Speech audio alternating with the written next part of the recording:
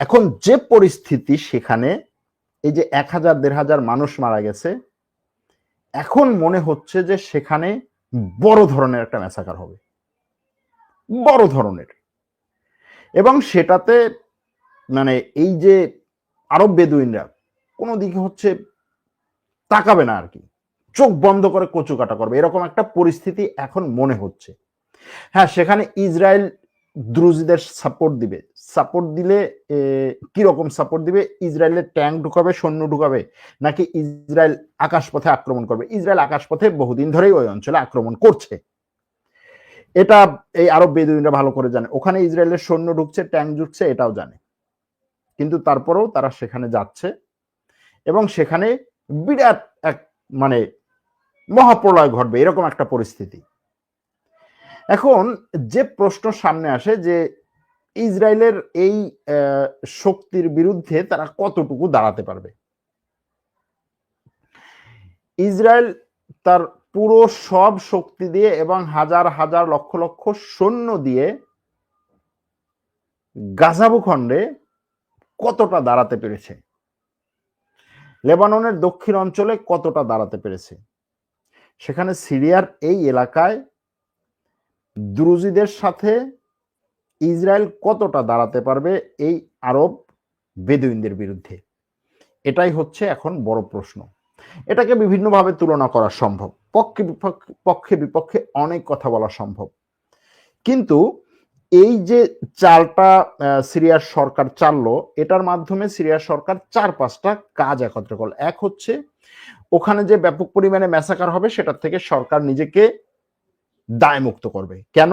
কারণ হচ্ছে সরকারকে আমেরিকা এবং তুরস্ক বসিয়ে বলছে যে ইসরায়েলের সাথে একটা রফা দফা হয়ে যাক, তুমি সেখান থেকে সৈন্য তুলে নাও। ইসরায়েলও বলছে সেখান থেকে সৈন্য তুলে নেবে। ইসরায়েল বলছে যে আমি সেখান থেকে সৈন্য তুলে নেবো, আমাকে চাপ দেওয়া হয়েছে, আমেরিকা আমারে চাপ দিছে, হ্যাঁ, যে বলছে যে সিরিয়া সেখান থেকে সৈন্য তুলে নেবে, তুমি সৈন্য ওদের উপরে ছেড়ে দাও। ছেড়ে দিলাম ওদের উপরে। ওখানে দ্রুজিদের জন্য ইসরায়েল থেকে দ্রুজিরা আসছে, ওকে, আরব গোত্রগুলোর জন্য, আরব বেদুইনদের জন্য সারা সিরিয়া থেকে আরব বেদুইনরা যাবে। ইসরায়েল থেকে সৈন্য আসছে, আরব বেদুইনদের কাছে এগুলো কিছু না, এরকম একটা অবস্থা। এখন এই পরিস্থিতি আসলে কার জন্য সুবিধাজনক? সিরিয়ার সরকারের জন্য, সিরিয়ার জন্য? না, অবশ্যই সরকারের জন্য সুবিধাজনক না। কারণ সিরিয়ার সরকার সবসময় চায় যে সে সারা দেশে একটা নিয়ন্ত্রণ প্রতিষ্ঠা করা এবং সিরিয়ায় আঞ্চলিক অখণ্ডতা রক্ষা করা, সিরিয়ার মধ্যে কোনো জায়গায় যেন হচ্ছে আর ঝামেলা না থাকে। বিভিন্ন এলাকায় সে ঝামেলাগুলোকে মিটিয়েছে এবং সেই ঝামেলা মিটানোর ক্ষেত্রে বহু মানুষ হত্যা করেছে দুই পক্ষের। যেমন ধরুন লাতাকিয়াতে একই ঘটনা ঘটেছে, আলেভিরা মাথাচাড়া দিয়ে উঠেছিল, সেই একই সাথে সেই সময় সেই আলেভিদের জন্য সেখানে ইসরায়েল ব্যাপক পরিমাণে বোমা হামলা করেছে, কিন্তু সেখানে সেটাকে দমন করেছে লাতাকিয়াতে। তারপরে লাতাকিয়ার পাশের যে প্রদেশ সেটাতে করেছে। এইখানে যদি আমি হচ্ছে ম্যাপটা দেখাই তাহলে হয়তো আরো সহজে বোঝা যাবে। তারতুস, এই তারতুসে এটা করেছে তারা ঠিক একইভাবে। হ্যাঁ, লাতাকিয়া এবং তারতুসে যে নিয়ন্ত্রণ করা সেটা তারা করেছে। এরপরে আর রাক্কার নিয়ন্ত্রণ, দেইর জোরের নিয়ন্ত্রণ, আল হাসাকার নিয়ন্ত্রণ, এই অঞ্চলগুলোতে এখনো পর্যন্ত কুর্দিদের নিয়ন্ত্রণে আছে, এটার নিয়ন্ত্রণও তারা নিতে চায়। এখন এই যে সোয়াইদার নিয়ন্ত্রণ, এই সোয়াইদার নিয়ন্ত্রণ, এই সোয়াইদাকে অস্থিতিশীল রাখলে ইসরায়েলের সবচেয়ে বেশি সুবিধা এবং ইসরায়েল সেটাই চাইছে। ইসরায়েল এজন্য সেখানে সিরিয়ার সৈন্যদের পাঠালে সৈন্যদের বিরুদ্ধে সে ব্যাপক পরিমাণে আক্রমণও চালাচ্ছে।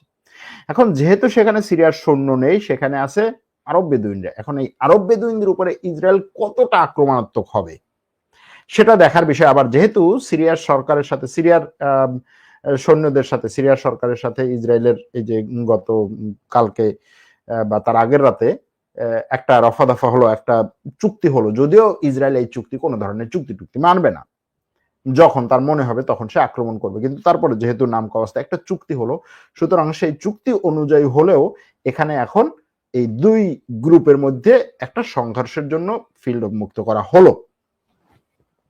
এখন বারবার যে প্রশ্নটা সামনে আসে সেটা হচ্ছে তুরস্ক কি করছে। তুরস্ক এবং সিরিয়ার পক্ষ থেকে যেটা বলা হচ্ছে, তুরস্ক বলছে যে সিরিয়ার সরকার যদি আমাকে ডাক দেয়, সৈন্য নিয়ে ঢোকার জন্য আমি সৈন্য নিয়ে ঢুকবো, সিরিয়ার সরকার যদি ডাক দেয়, সিরিয়ার সরকার যদি আমার কাছ থেকে বলে যে এই অস্ত্র দরকার, আমি সেই অস্ত্র দেবো।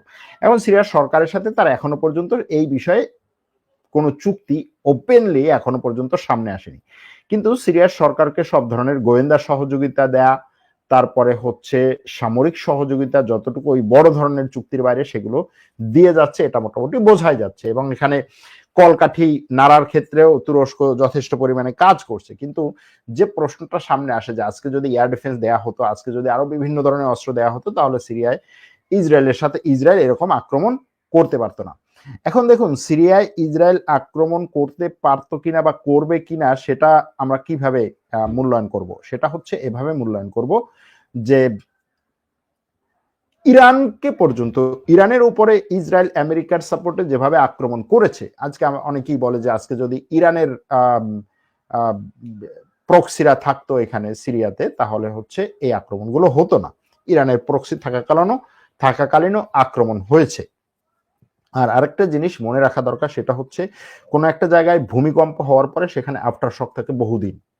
ভূমিকম্পের ক্ষয়ক্ষতি যত বড়, ভূমিকম্প যত বড়, সেখানকার আফটার শক তত বড় হয়। এখন সিরিয়াতে আমরা যেটা দেখছি, যেগুলো দেখছি, এটা হচ্ছে আফটার শক। এখন বলতে পারেন যে ইসরায়েলের যে সম্প্রসারণ নীতি, তাতে তো এটাকে আফটার শক বলার চেয়ে সিরিয়ার মধ্যে ঢুকে ইসরায়েল দখল করছে, সম্প্রসারণ করছে, এটা এরকম একটা কাজ। এখন ইসরায়েল সুযোগ পেলে সিরিয়া কেন, ইসরায়েল সুযোগ পেলে তুরস্কেও ঢুকে দখল করবে, সেটা তো সে ওপেনলি বলে। ইসরায়েল সুযোগ পেলে ইরাকে ঢুকে দখল করবে, ইসরায়েল সুযোগ পেলে ইরানের উপর আক্রমণ করছে, ইসরায়েল সুযোগ পেলে ইরানের রাষ্ট্রপতির উপরে আক্রমণ করছে, সরাসরি বোমা হামলা ফেলছে। সেখানে সিরিয়ার রাষ্ট্রপতির ভবন কি? ইসরায়েল যেখানে ইরানের যে কি বলে, ইরানের এয়ার ডিফেন্স সিস্টেম আছে, ইরানের ব্যাপক পরিমাণে মিসাইল আছে, যেই মিসাইল হচ্ছে ইসরায়েলের একেবারে সব জায়গায় আক্রমণ করতে পারে, আক্রমণ করছে। সেইখানে ইরানের সেনাবাহিনীর একেবারে ঊর্ধ্বতন সব কর্মকর্তাদেরকে মানে এক বোমায় হত্যা করে ফেলে। সেখানে সিরিয়ায় আক্রমণ করা না করা, সিরিয়ার কাছে অস্ত্র থাকা না থাকা আসলে খুব বেশি কিছু মিন করে না। কারণ ইসরায়েলের এবং ইসরায়েলের যারা সাপোর্টার, যে সমস্ত দেশ, তারা যদি এই আক্রমণগুলো করতে চায়, তাহলে তাদের সেই ধরনের ব্যাপক পরিমাণে অস্ত্র আছে, এই এয়ার ডিফেন্স সিস্টেম এইটা সেইটার বাইরে। এখন এখানে আসলে কৌশলে আগানো দরকার, এবং সেই কৌশলটা কি হতে পারে, সেই কৌশলে তারা কতটুকু আগাচ্ছে, কতটা তারা সেই বিচক্ষণতার পরিচয় দিচ্ছে, এটা হলো বড় ব্যাপার। আমি জানি না তারা কতটা দিতে পেরেছে, কিন্তু সিরিয়ার এই অঞ্চলকে অশান্ত রাখার মাধ্যমে ইসরায়েলের 4-5টা টার্গেট।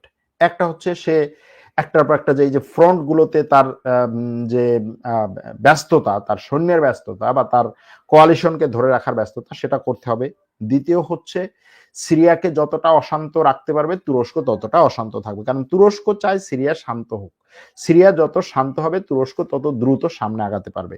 সুতরাং সিরিয়াকে অশান্ত রাখার মাধ্যমে একদিক থেকে তুরস্ককে অশান্ত রাখা, বর্তমান অবস্থায় তুরস্ক থেকে ব্যাপক পরিমাণে সিরিয়ান যে ঘরে ফিরে যাওয়ার কথা ছিল বা ঘরে ফিরে যেতে চাচ্ছে, তারা সিরিয়া অশান্ত থাকলে তারা যেতে পারবে না।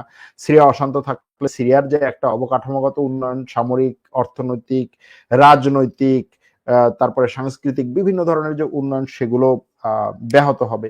সিরিয়া অশান্ত থাকলে সিরিয়াকে শক্তিশালী করার মাধ্যমে লেবাননকে শক্তিশালী করা বা সিরিয়াকে শক্তিশালী করার মাধ্যমে এই অঞ্চলে আরো একটা শক্ত বা শক্তিশালী একটা আরব রাষ্ট্রের যে উত্থান, সেটাকে বন্ধ করতে পারবে।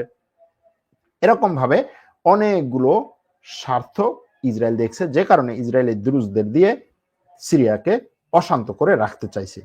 এখন দেখা যাক সিরিয়ার সরকারের এখানে সামরিক শক্তির চেয়ে কৌশলকে বেশি খাটাতে হবে। এখন সেই কৌশল কতটা কাজে লাগাতে পারে, যেমন এখনো পর্যন্ত দেখা গেছে যে এই ইসরায়েলের আক্রমণের পরেও আমেরিকা এবং ইউরোপ সিরিয়ার সরকারকে সাপোর্ট দিচ্ছে যে না, সিরিয়া সরকারকে আমরা একটা সুযোগ দিতে চাই, সুতরাং সেই সুযোগটা আমরা ব্যাহত করতে চাই না। অর্থাৎ সিরিয়ার সরকার এখন যারা ক্ষমতা আছে, এরা যদি ক্ষমতায় থাকে, তাহলে ইরানের যে প্রক্সি শক্তি, সেই প্রক্সি শক্তি সিরিয়ায় জায়গা করতে পারবে না, যে কারণে এখানে আমেরিকা এবং ইউরোপ সাপোর্ট দিতে চায়।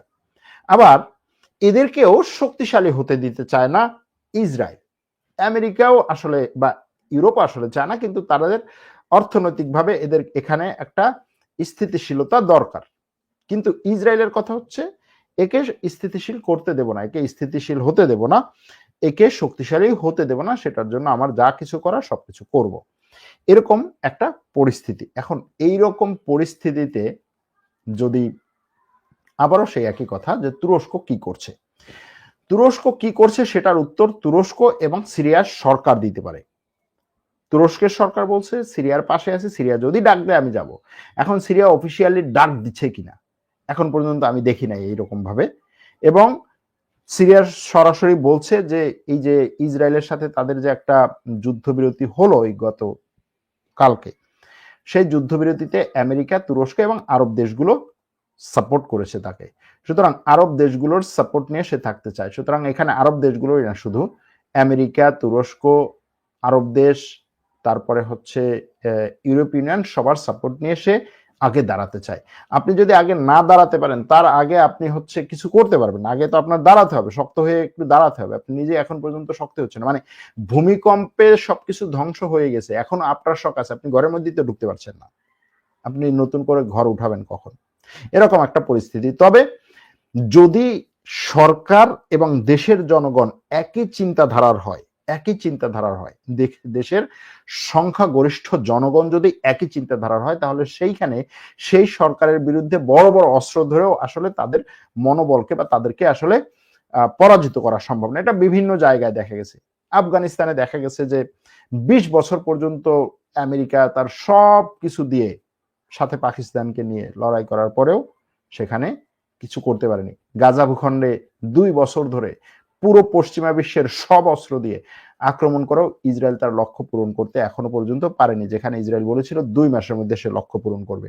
তো এইরকম একটা পরিস্থিতি, অর্থাৎ যদি আপনি সংখ্যাগরিষ্ঠ লোকের চিন্তাধারার সরকার বা চিন্তাধারার যে শক্তিটা, সেটা যদি ওই ভূখণ্ডটি পরিচালনা করে, তাহলে সেখান থেকে মানে বাইরের কোন শক্তি, আনাদার কোন শক্তি সেখান থেকে বড় ধরনের ফায়দা নিতে পারে না।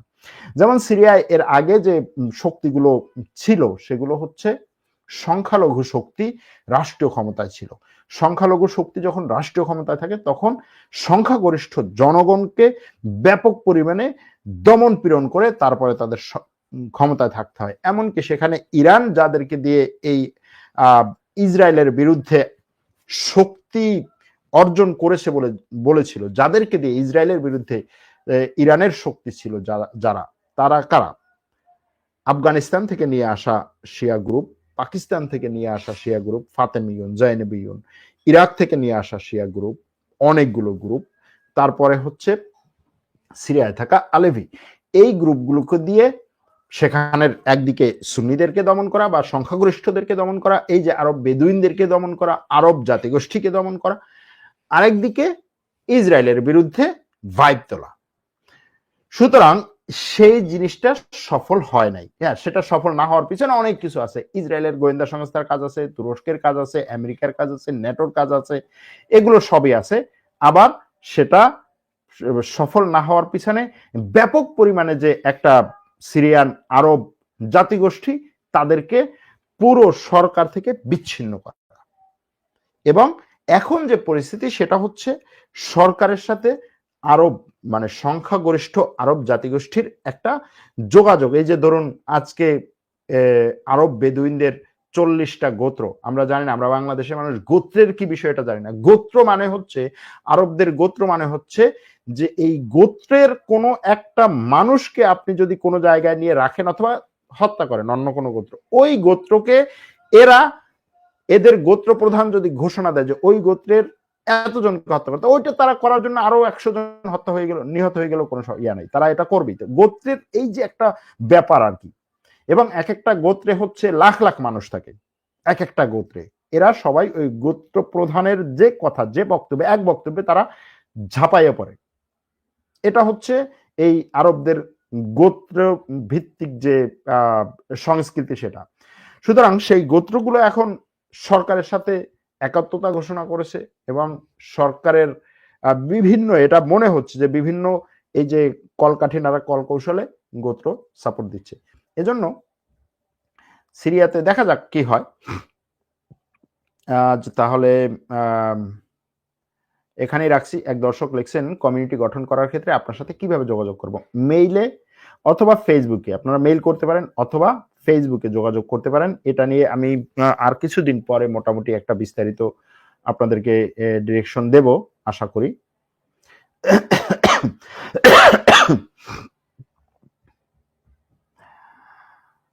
আজ তাহলে এখানেই রাখছি। ভালো থাকবেন, সুস্থ থাকবেন। আল্লাহ হাফেজ।